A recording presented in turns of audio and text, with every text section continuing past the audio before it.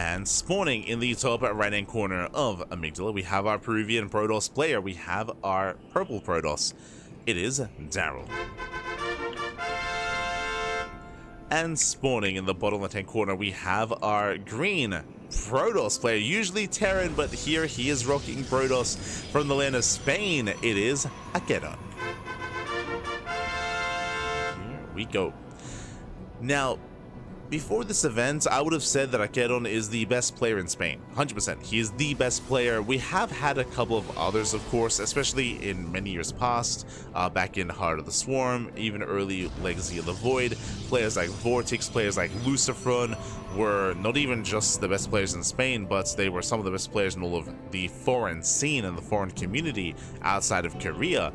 They were the best of the best.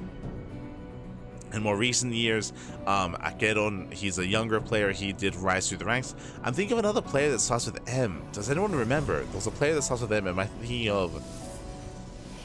Not like Magnificence. Hold on, I have to look this up. It's on the tip of my tongue. Starts with M. I'll check Wikipedia here, but there was another player that is... Majestic, that's it. Gotcha. I was close. I was thinking Magnificent, Majestic. That's close enough, but Majestic, I would have said, was kind of at the top of the Spanish region for a time after the retirement of Vortex and Luciferon. I'm thinking of Botvinnik. True, Botvinnik. Actually, it's been a while since Botvinnik has competed as well, right? It's like, when I think of like the top Spanish players, I think after Vortex and Luciferon, I think Botvinnik, I think Majestic, I think Solier, right? Solier was another popular one as well. But a lot of the Spanish players have retired over time. They have retired, they have stepped away.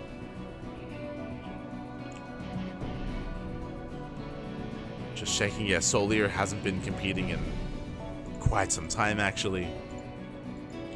Botvinnik last competed back in 2023. Jesus, it's been that long. But nowadays in modern StarCraft, the reason why I bring this up is because AquaroN has switched to Protoss. I don't know who's the best player in Spain. Not anymore. I would have, with confidence, said it was AquaroN. But now that he switched to Protoss, I can't say that. Not yet. Not yet. Especially with the return of Vortex. We'll see. But now we have our pylon blocks. AquaroN does open up double gates, so 2-gate opener into a Stargate from our Spanish player. Meanwhile, our Peruvian player going 2-gate opener into a Robo instead. This looks like the beginning of a 1-base all-in. Looks like Daryl, he might just respond with a 1-base all-in as the pylon does block the expansion.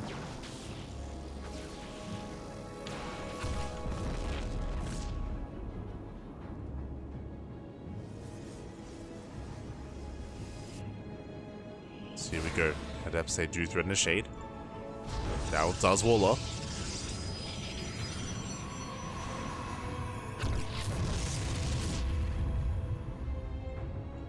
Does wall off. Will expand. Takes a natural.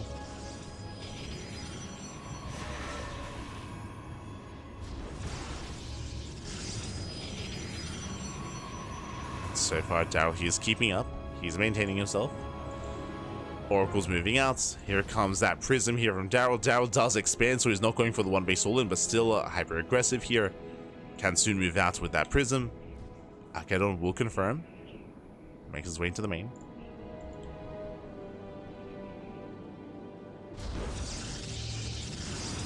Here we go.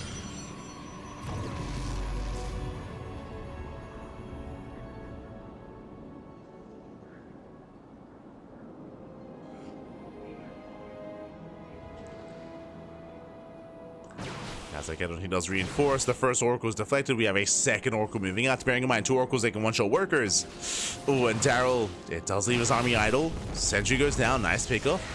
Takes out a sentry. AquaroN pulls away. Keeping the army distracted.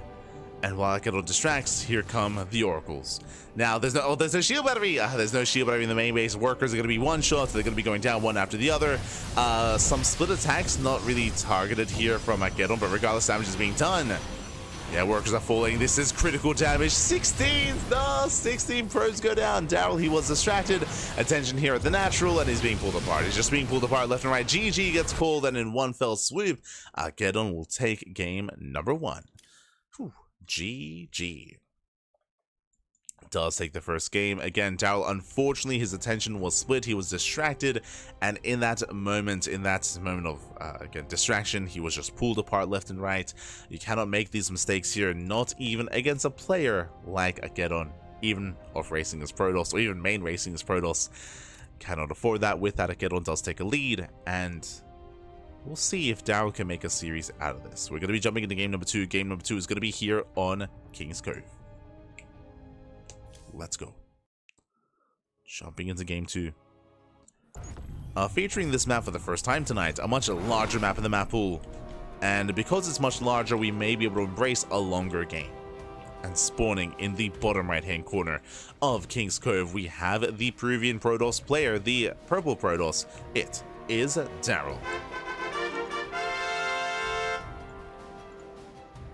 And spawning in the top left-hand corner, we have his opponents. We have the green Protoss player, the green Protoss himself from land of Spain. It is AquaroN.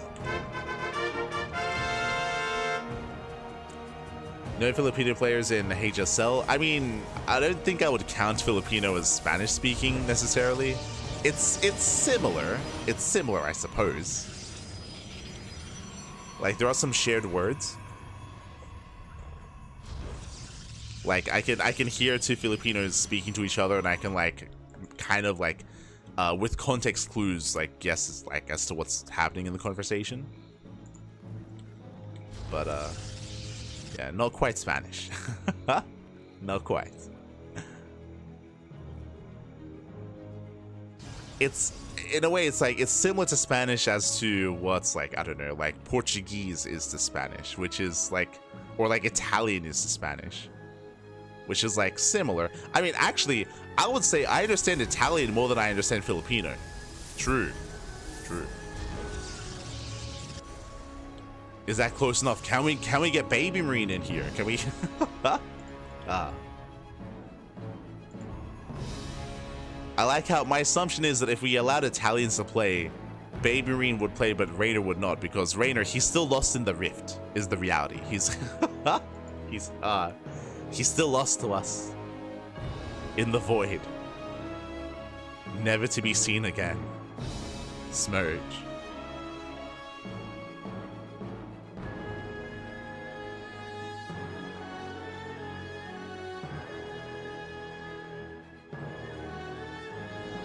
Can't get Avery, but I'm here. Not any better. Oh, no. Este miro. For now, though, going to be opening up. We do have our initial economic opener out of Daryl, going for Gate, Cyber into Expansion. So economic start here, greedy build from our purple Protoss. Meanwhile, across the map, AquaroN does go for a 2-gate opener into Expansion. A more standard opener out of AquaroN. More greedy build here by Daryl. Once again, though, Daryl, he opens up into a Robo. Now, this is, once again, I would say a very safe way to play this out as a follow-up. It does mean that if AquaroN were to go for a 1-base all-in, then Daryl can respond with safety Immortal production. Checking his vision, that's a reason for it, Daryl did not probe scout. So no probe scout, so Daryl, he's playing blind. He's playing blind, which is why he's, blindly opening up more defensively.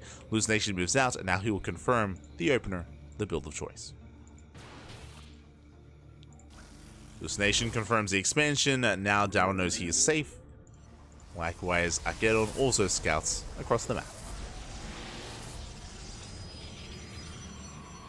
Here we go.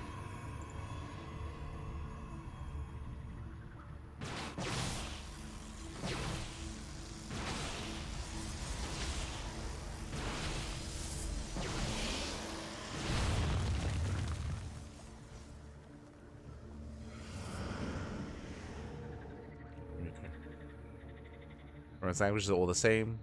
French, Italian, Spanish. French is different enough. Like, French shares some words as well, but that's I would say further away from like one step further away in a sense. I guess you can kind of make out a little bit. Maybe I haven't heard enough French.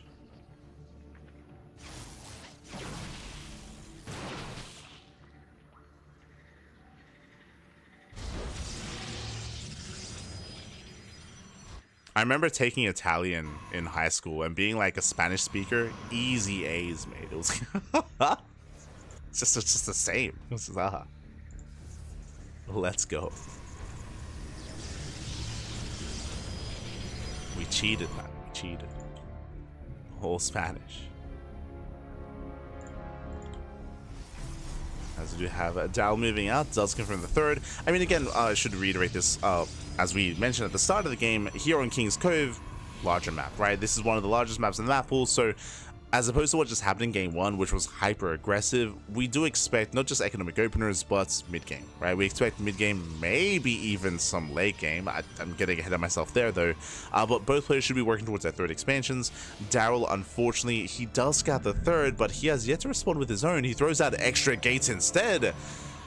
Ooh, we've seen this before. This actually looked quite reminiscent here to the game that we saw in Ultra Love between Daryl and Peruano, where Daryl did go for a 2-base all-in. But I'll be honest, I'm not too fond of the idea of going 2-base all-in on King's Cove. I mean, there's a reason why AquaroN feels safe enough to expand. This is a very large map.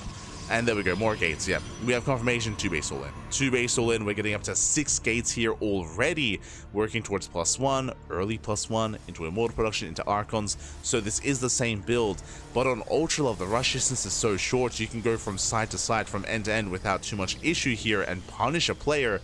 Here, AquaroN has so much time to respond and to even counterattack. Blink is done. Blink is done. AquaroN can dive into the main. We go. Does dive in, gets into the mineral line. It's going to be 1, 2 probes going to be going down. AquaroN likewise going for the natural. Once again, multitasking the hell out of just pulling Daryl apart. Out multitasking him. We saw this in game 1. We're seeing this here in game number 2. That's going to be 5 dead workers. Daryl having a hard time keeping up. 7 probes falling.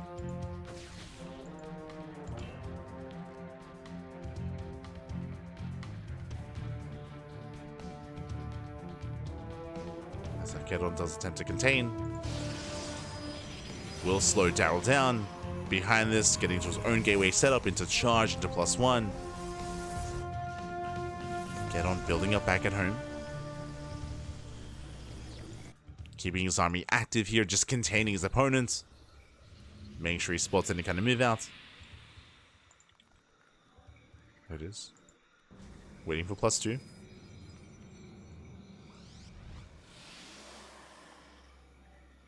Is waiting for +2. If you recall against Peruano, that was sniped, it was delayed. Not this time though.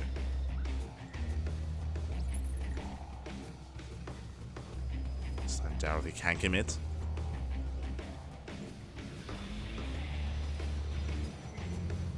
There we go, just warping in an extra wave of zealots. Prism has arrived. And now it should be time to break out. So it's back to the army. Activates the rest of his forces. And you can see as Daryl's getting ready for his push, we have a massive zealot run by coming in towards that natural.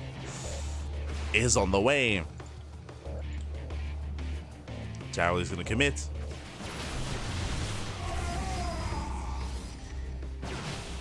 Pushes to the center. AquaroN kiting back. And as he's buying time, he's just going to commit here. Here we go. Zealots into that mineral line. It's all or nothing for Daryl. I mean, he was already all in, but now he's forced to recall. No, forced to recall. Probes go down, and this is going to be a hefty delay here. This is just giving AquaroN so much more time. 9 probe kills. Zealots, they pull out. Back at home, extra. Oh my god. Gee. Back at home, we don't just have warpins. We have cannons, shield batteries, force fields. A full wall of here at the natural as well. AquaroN, he is ready for this. He's more than ready for the all-in. Oh my god. And Daryl, I mean, there's no turning back. We got to commit. He runs into a wall of cannons. Zealots, they do come in to reinforce. Collapsing in the army. AquaroN, it looks like he's racing back home. He does go for the recall. And honestly, he didn't even need it. The recall will help. Stalkers, they were recalled to the natural. They're now coming in to reinforce.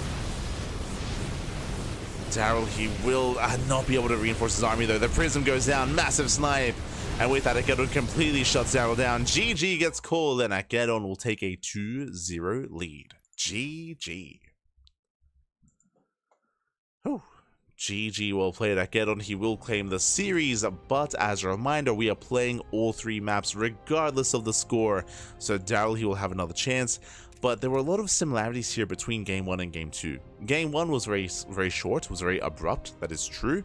We saw AquaroN very quickly, very swiftly deal with Daryl, but a lot of it came down to his control, came down to his multi-pronged aggression, came down to the lack of attention that Daryl was able to have to defend both locations at once. We saw that here as well, where even though Daryl was building up into a 2-base all-in, he was being pulled apart by Stalker counterattacks in the main, in the natural, Zealot run-bys as well. AquaroN, he was just all over Daryl, and Daryl just had a really hard time even engaging with his all-in. And to be fair, I also disagree with the idea of going for the all-in, specifically on this map as well. It isn't just the size of King's Cove, but as you saw, there's a ramp coming into the natural and also a ramp coming into the 3rd base. Like, both the 3rd and the natural are very defendable here on King's Cove. Very difficult to be aggressive, let alone all-in. With that, we're now getting into game number 3. I would say game 3 would have been an amazing map for a 2-base all-in. We're loading into Whispers of Gold.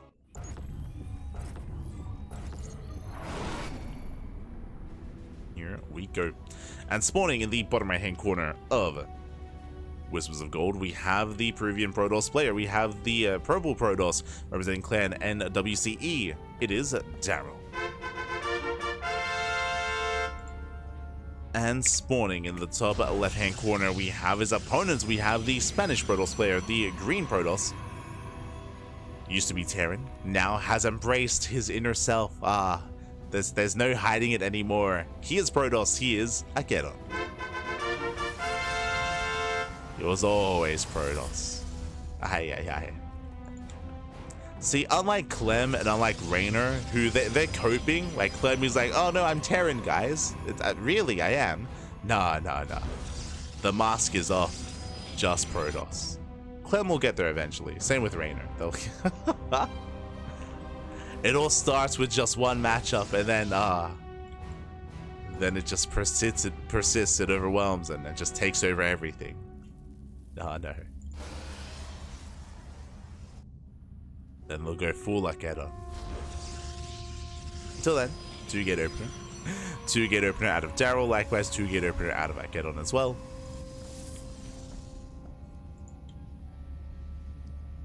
So far so good.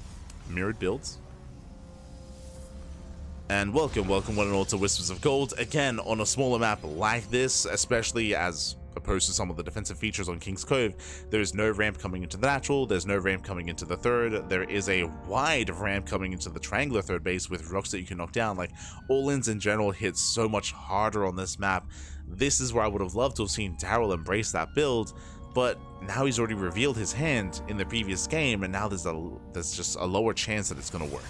A lower chance that it goes unscouted, as now AquaroN is on notice.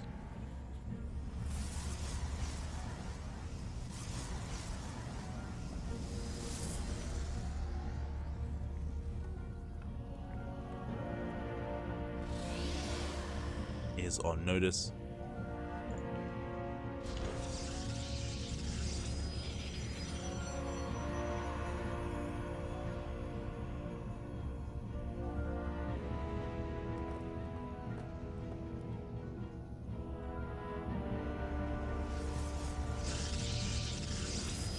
As AquaroN going for his own pylon block, will delay the expansion. Is going to be Stalker Sentry Opener here out of Daryl. Meanwhile, we have double Stalker out of AquaroN.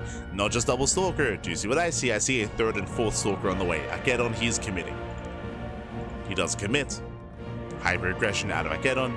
Will rally across the map. He will still expand behind this, but an aggressive start here from our Green Protoss player nonetheless. Meanwhile, we do have once again another Robo Opener out of Daryl. Robo behind the mineral line. Stalkers have arrived. And the shield battery is going to be cancelled. Shouldn't be killed. Shouldn't be killed. Oh, that's... Whew. Thankfully, it canceled just in time.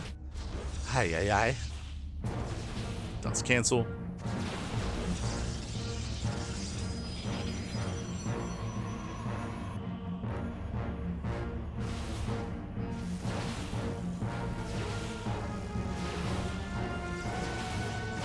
Meanwhile, it does hallucinate. Once again, Daryl, like almost every game we see hallucinations out of Daryl. I appreciate it. I mean, hey, tanks a shot, tanks a volley. The hallucinations, they have value here, but once again, another shield battery. Oh, that time it's going to be killed. It's a kill, not a cancel. And he's going to get another? No shot. Does he get another? Hallucination, once again, tanks another volley. Hallucination runs out. Again, attempted here to go for that shield battery. Once again, going for the force fields. Yeah, it does lock down the army. One stalker just zoned away. Again, trying to force the issue. So just rallying across the map, and it looks like he will pull back in time. Very nice control. AquaroN, calm down. Oh my god. He's got some moves. He has the control. Oh, has to be careful though. Does pull back those weakened stalkers. Barely did save them. Prism has right for Daryl, and Daryl, he will barely hold on. Behind this, AquaroN getting his own natural saturated. We have a mortal production on the way. Also a robo here by our green Protoss player. And Daryl holds. Daryl, he does hold, he does defend.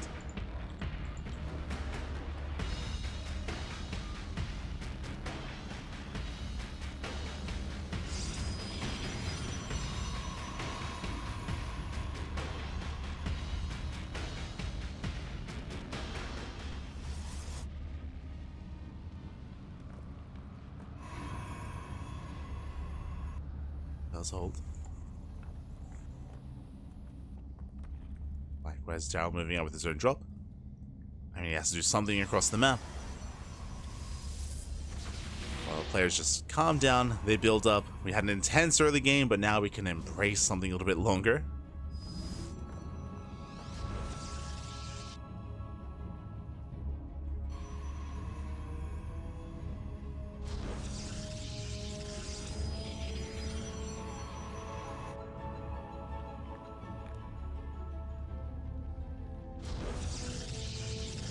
We see Daryl making his way towards that main base. We have an Eps here on the right hand side to threaten the natural.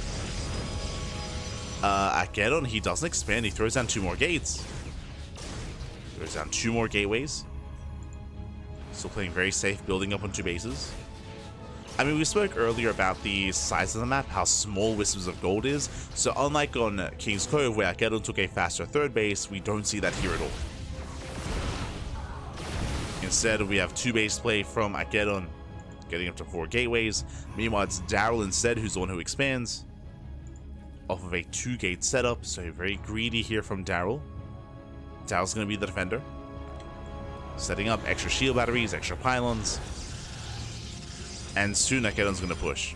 We're just waiting for that prism. War Prism is on the way, and he can move out.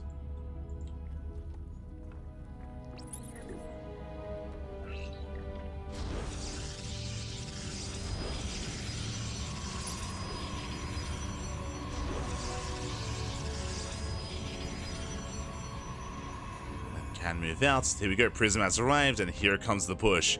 And what do we have? We have 15 stalkers. Jesus. He has 3 times the stalker count here of Daryl. Daryl only has 5. We have an equivalent immortal count, mass sentry. I mean, force fields, they can make or break a fight here, but blink is soon to complete.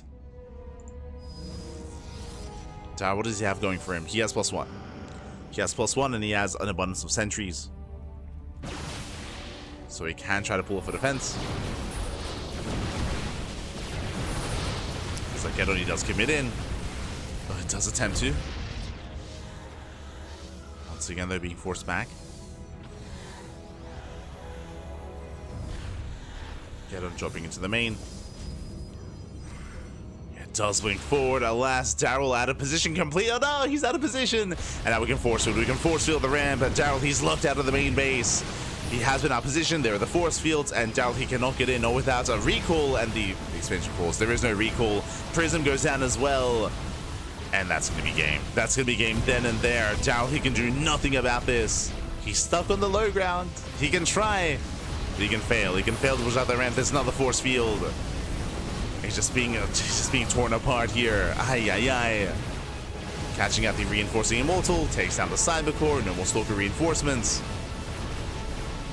Once again, another force field. GG gets called, and AquaroN, he will take the series 3-0, advancing out of Group B in first place. GG. GG.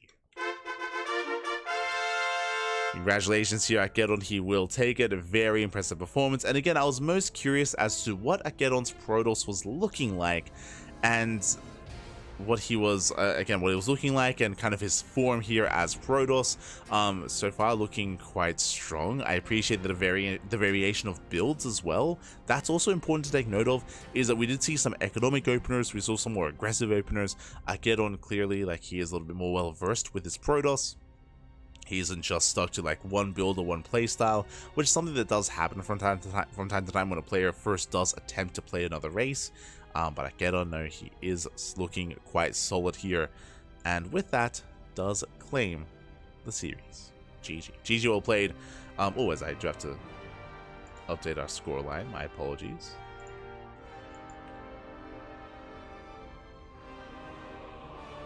Beautiful. Actually, I have to refresh.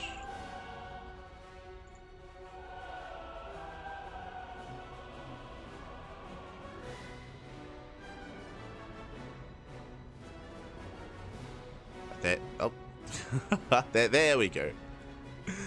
It's slowly updating.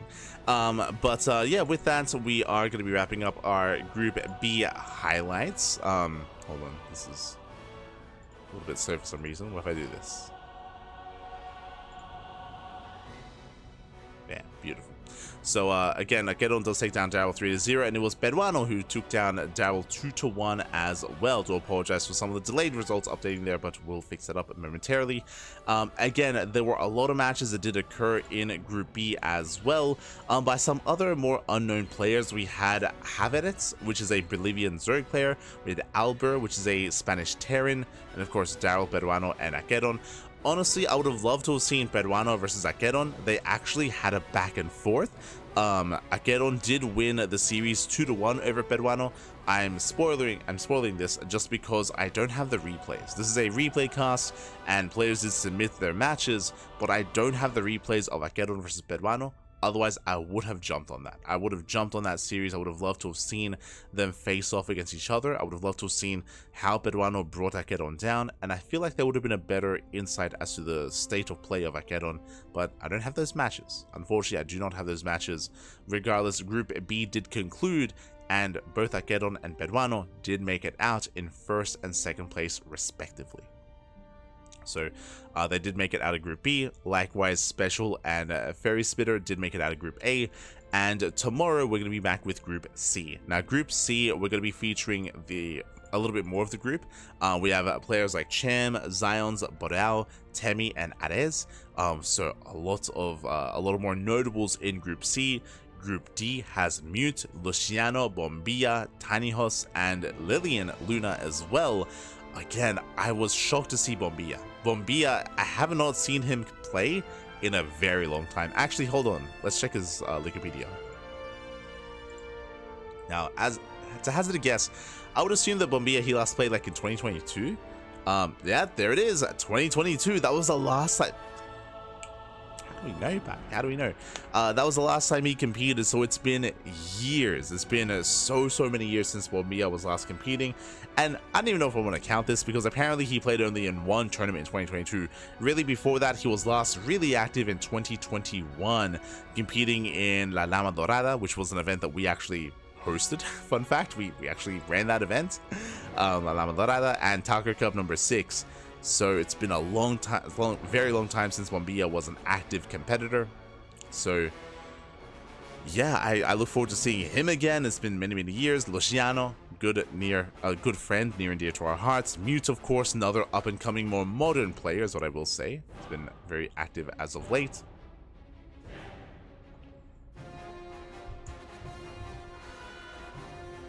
So great to see him returning to the game. Some other featured players here that we're going to get into eventually is Eggs. Eggs, he has also been very inactive. He's the best player in all of Colombia. He's going to be in Group E. We also have Vortex, I mentioned before, the Spanish Zerg player who hasn't competed since like 2018 or 2017 even. I think he retired back in 2017, so it's been so long since Vortex has competed. We have Ryojin, Draconix, Neo, Tavito. We have Eon as well. a lot of notables, and we'll be getting into those groups in the coming days. Tomorrow is Group C, and the day after that is going to be Group D. Oh boy. It's catching up. Just catching up. So yeah, do look forward to that. It's going to be amazing. It's going to be beautiful. It's going to be a lot of fun. Again, shout out to those working behind the scenes at the HSL, the Hispanic Star League. Again, it's of course organized by by content creators like Bond, Enki, Protosito, Asitasca, and the Novak as well. So a lot of support here, a lot of crowdfunding for the tournament. I know that there have been a couple of hiccups here and there, especially when it comes to the group stage. I did allude earlier that some matches were not played or were not submitted, so there's a little bit of there's definitely some teething issues when it comes to running the event, just because of how big it is and just because of how many players there are. But if there is a season 2, I'm sure they will refine that process, and I'm sure they will be more on top of that. I'm sure. Just a big project, a big endeavor, hosting the HSL, and I hope that they all have a great experience. And again, we'll be continuing our coverage of the HSL starting tomorrow. Meanwhile, when it comes to the rest of our content, when it comes to the rest of our broadcasts here, we're here on Wednesday. We just wrapped up with our first HSL broadcast. We're going to be back later on tonight with the Rex March Madness. That is going to be later on this evening here. What is the Rex March Madness? Rex is a Taiwanese Zerg player. He's a good friend of the channel. He's actually a patron. We'll get into our Patreon later on, but Rex, he's a supporter of the CranKy Ducklings, and Rex, he has created his own tournament this month featuring some of the best players of the world. When it comes to Terran, we have Clem, Bjorn, and Cure. When it comes to Protoss, we have Max, Hero, and Zaun. When it comes to Zerg, we have Solar and Shin. So we have an amazing lineup here. We have 8 players competing in a group stage initially, and then a playoff bracket next week in the Rex March Madness. So we do have Group A tonight and Group B tomorrow, so both groups can be played out over the next 2 days. Likewise, HSL on Thursday, HSL on Friday. We have the Podcast Friday evening. We have KSL on Saturday. We have MSO on Saturday, and we have Sunday with back-to-back broadcasts. We have Firegrow Cup, Host Open, SEL, and Sparkling Tuna Cup. Now, what I will say is that we will most likely remove an event from Sunday because we are overbooked. The events, they don't cross over each other, but I would like to sleep eventually. I could try to commit and try to cast all 4 tournaments on Sunday, but I would like to get some rest at some point. So most likely, we will be rescheduling one of those and doing a replay cast instead. So just as a heads up, Sunday is very intense. We have a lot of casting to do. Most likely one of those will turn into a replay cast instead, just so we have, you know, a little bit of breathing room there so we can sleep and we can get some rest. So that's going to be Sunday. But otherwise, as you can see, we're live every day. We're live every single day, multiple times a day. We cast more StarCraft than any other channel out there, and more than anyone else. We have the content, we have the quantity, we have some of the quality as well. A bit of a shorter broadcast initially, which I am more than happy about. I am very sleep deprived. I did not get a lot of rest, so I'm looking forward to getting some sleep before the Rex March Madness to be well rested to get into the rest of the week. As you can see, it is a very intense week of StarCraft. Plenty of content to come, plenty on the horizon. Otherwise, thanks for watching. Otherwise, thank you for watching. Thank you for tuning in. Hope you enjoyed yourselves. Hope you had a great time. Again, when it comes to viewer replays, because I'm sure someone is asking about that, Este Hyper 1. Currently, I am looking at, technically I could try to do it right now, but I do want to get some sleep before the Rex March Madness. Most likely viewer replay cast after KSL. I'm looking at KSL, and Kuro, of course, usually casts MSO, so I do see a window there where I can do a viewer replay cast after KSL. That is going to be the go-to, unless HSL on Friday is shorter, and even HSL tomorrow. But if the HSL broadcasts are a little bit shorter, then I can jump into some viewer replays. I didn't say anything. Nah, it was all implied.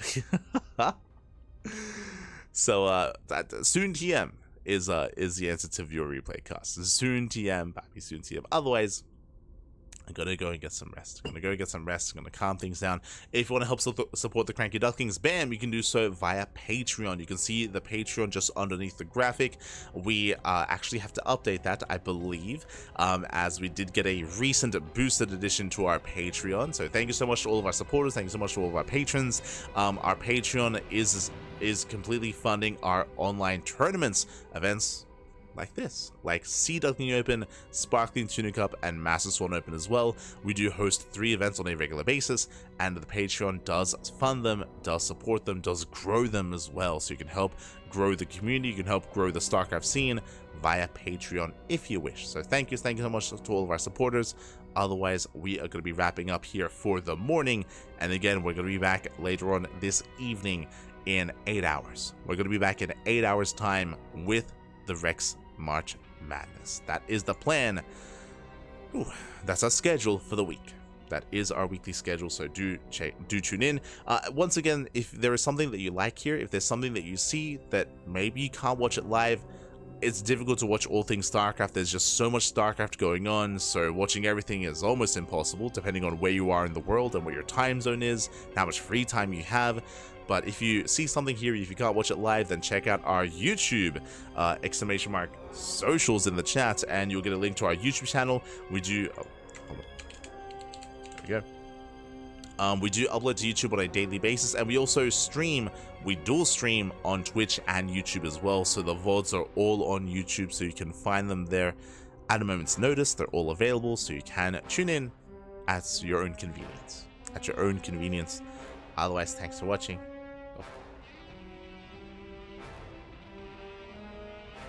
Here we go. Thanks for watching, thanks for the support, and I'm gonna go get some sleep. I'm gonna go pass out. Have a great day, have a great week as well. Thank you for watching. Take care of yourselves, drink plenty of water, hydrate your hydras, stretch your roaches, massage your marines, and we'll see you guys tomorrow or whenever you happen to tune in throughout the week for some more StarCraft. See you next time. Until then, hasta luego, ciao, papi, ciao, hasta luego.